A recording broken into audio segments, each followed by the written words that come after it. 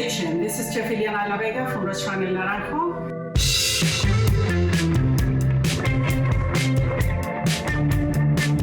We're gonna make a very simple recipe that is a basic one for every Mexican kitchen. Jalapeños in escabeche.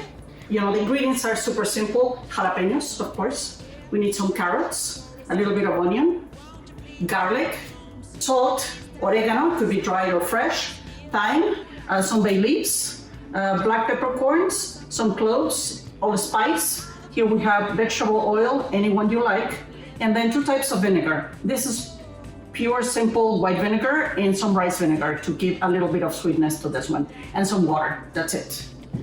As for equipment, we need very basic things. So we need a pot, any kind you have, that is not aluminum. Okay, that's the only thing. It could be a stainless steel, it could be, you know, anyone like this with enamel.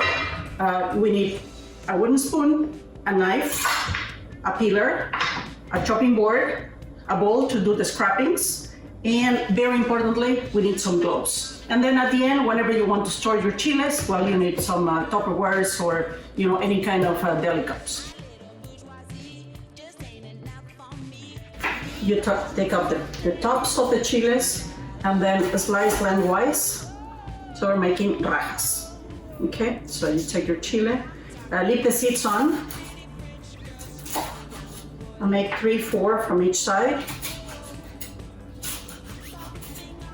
Not too thin, not too thick either. Okay. All right.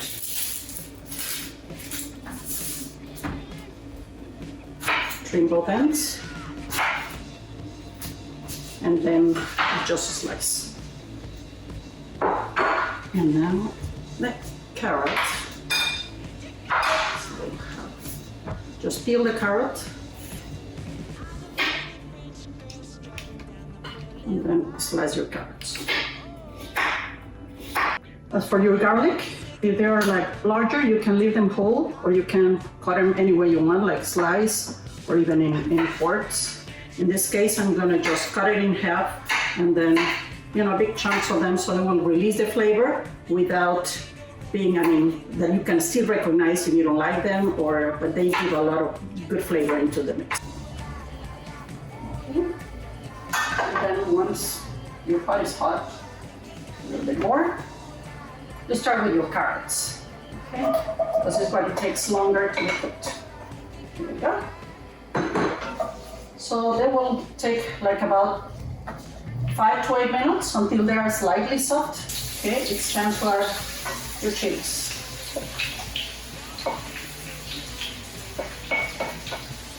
Seeds and all. And perhaps like 3-4 minutes in here. And keep stirring it well, please. Cook them for 1 minute, and then we'll add the garlic. I will add the garlic.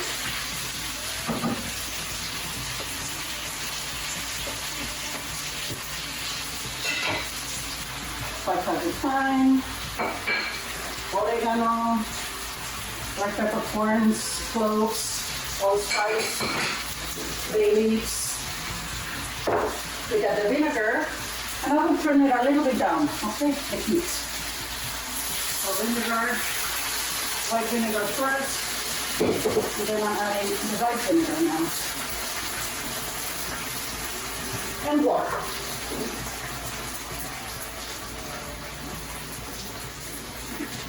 So we want all the vegetables to be cooked. You know, the chiles are changing already the color, so they're a little less bright. So we know it's ready.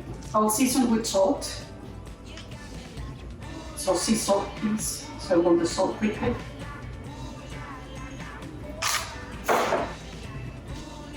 You know, we still want some color on the chiles, not overcooked.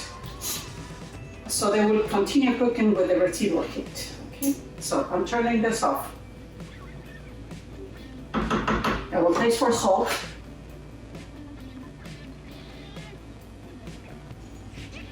And the only thing we have still, let me put it in a nice bowl and let's finish this.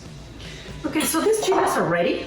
You can see the change in color on them, and we don't want them mushy. So they need to be cooled down completely before you put them in a container and such. These chiles will taste even better tomorrow or a few days later, but they're splendid anyway right now. So they're ready, and you can make them, and use them later. You can just put them in the fridge in a container, and every time you need them, they will be ready for you for a sandwich, a tuna salad, or chicken salad, using tacos or anything you please to.